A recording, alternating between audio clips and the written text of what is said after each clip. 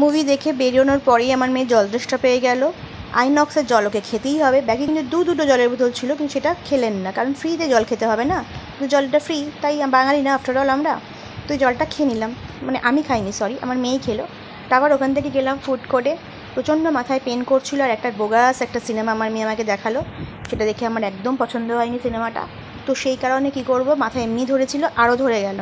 তো তারপর আমি হট কফি খেলাম, আর আমার মেয়ে খেলো কোল্ড কফি। কোল্ড কফিটাই ও বেশি পছন্দ করে। আর দুপুরেও সেরকমভাবে কিছু খেতে পারিনি, কারণ ভোগের যে রান্না ছিল, পটলের তরকারি আর খিচুড়ি, দুটোই আমার মেয়ের ফেভারিট নয়, একদমই পছন্দ করে না।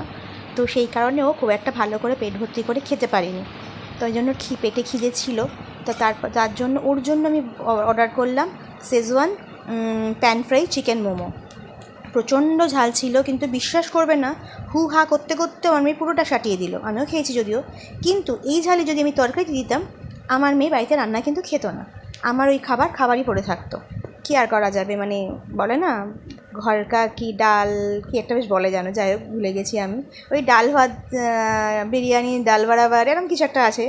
যাই হোক আমার মনে পড়ছে না, তোমাদের মনে থাকলে বলো আমাকে কথাটা কি বলে। আর তারপরে ও খেলো তোমার পিৎজা। আমিও খেয়েছি, পিৎজাটা আমারও পছন্দের। তো আমরা পিৎজা আর একটা কোল্ড ড্রিঙ্কস ওর সাথেই বোধহয় দিয়েছিলো, বা আলাদা করে নিয়েছিল, আমার জানি না সেটা। তো ও যেহেতু আনতে গিয়েছিলেন বলতে পারবো না। তাই এই হলো আমাদের আজকের, মানে সন্ধ্যেটা এভাবে আমরা কাটালাম। খুব ভালোই কেটেছে এই অবধি আমাদের আজকের দিনটা।